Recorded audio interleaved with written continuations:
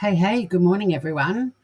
This story broke yesterday, but I had a very busy day and wasn't able to cover it. But this is just a quick little live with another update on the Astroworld nightmare.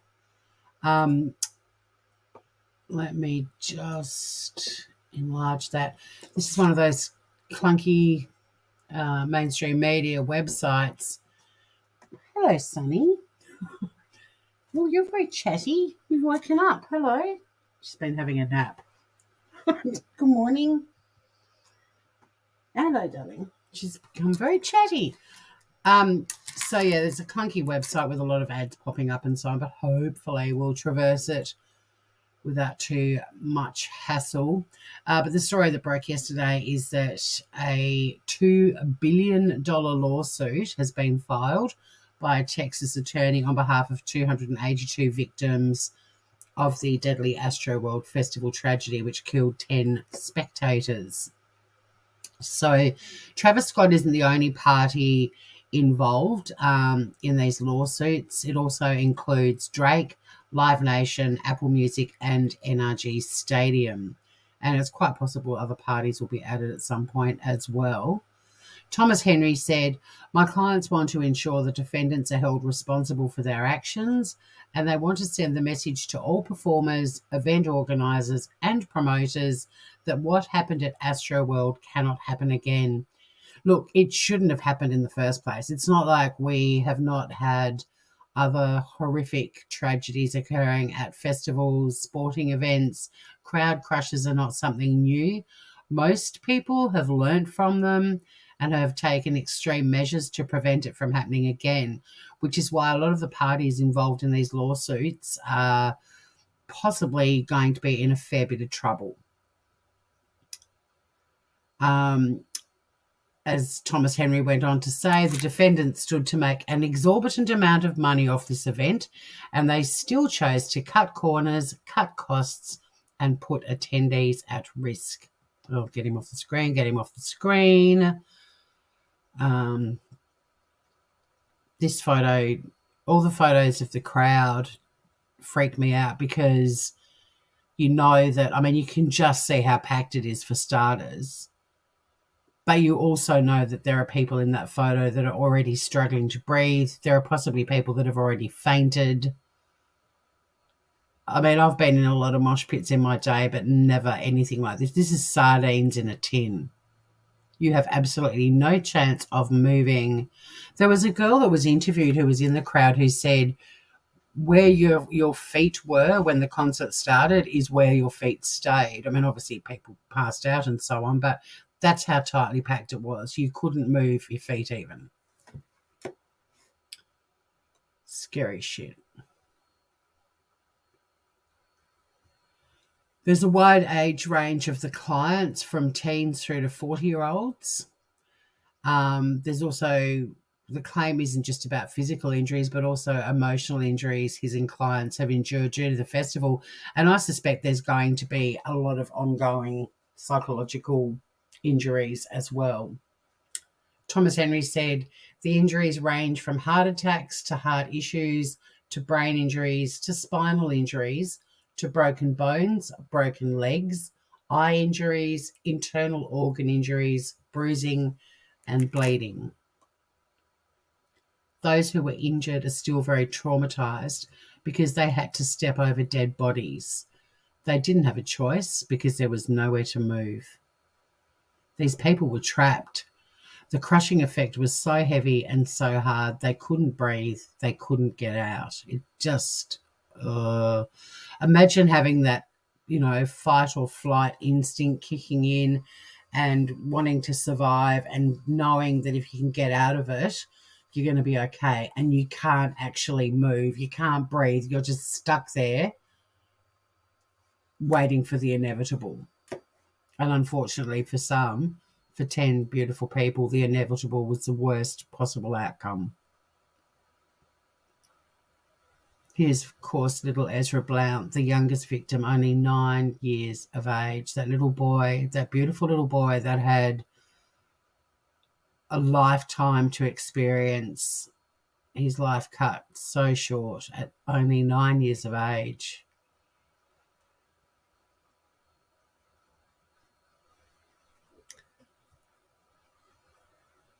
And even though his dad, Tristan, took lengths to keep his child safe by being towards the back of the audience, unfortunately, Ezra's father fainted.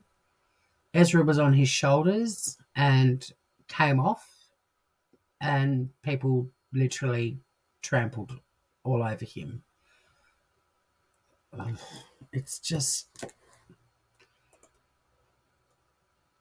even though victims are suing, nothing is going to ever fix what these people went through. Nothing. There's no amount of money really that will ever, well, there isn't any amount of money that will ever make up for what these people and families have gone through. Now, most of you are, I'm pretty sure, aware of the story by now, but I have found a 2-minute video by Yahoo News, by ABC News on Yahoo of the timeline. And I just want to share that just to recap how this all came about. And again, how, in my opinion, preventable it was. And clearly a lot of other people feel the same way. So yeah, I'm just going to play this little timeline video, which gives everyone a bit of a bird's eye view of, it gives you right now a bird's eye view of the map for where the event was held, but it will give you a bit of a summary of what happened, in case you don't know. Performers took to the Thrills stage ahead of headliner Travis Scott at the Chills stage just steps away. An estimated more than 50,000 people packed the area to watch the Houston native perform. He started at 9:02. By 9:05, concertgoers reported the crowd surge already started and people were struggling to stay on their feet. Within 10 minutes of it starting, the panic began and people were in need of medical attention. Apple's live stream shows Scott stop the show at 9:25. Make sure you're good. Elijah, walk with him. Take him. Just 3 minutes later, medical staff responded to someone unresponsive just behind the reserve section. At 9:32, a Texas A&M student tried to get help from a camera operator, but the show continued. 6 minutes later, emergency officials responded to what was being called a mass casualty event.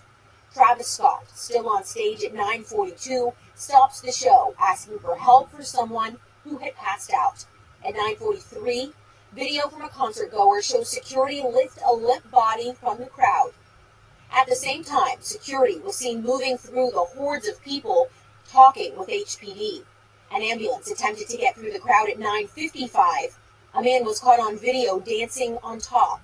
The Apple live stream showed Travis Scott finish the show at 10:12, 34 minutes after it was declared a mass casualty event by local law enforcement. Everybody hands up, yo. Make it home safe. More than 10 did not make it home safe, and it was not near the end of the night for so many. If you've driven past NRG Park lately, you've likely noticed the Utopia Mountain stage is still up. In a press conference today, an attorney who filed suit on behalf of numerous clients say they anticipate having experts out at NRG collecting evidence from the stage over the next couple of weeks, so it'll be there a while longer.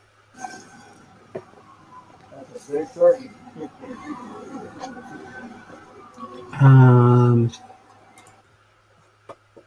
We're not covering Thanksgiving on the Smooth Criminal podcast channel. So there you go, guys. I'll continue to follow this story, keep you updated, but that is the latest news. There is now a $2 billion lawsuit filed against Travis Scott and numerous other parties regarding the nightmare at Astroworld. Until next time, stay groovy, everyone, and don't get scammed.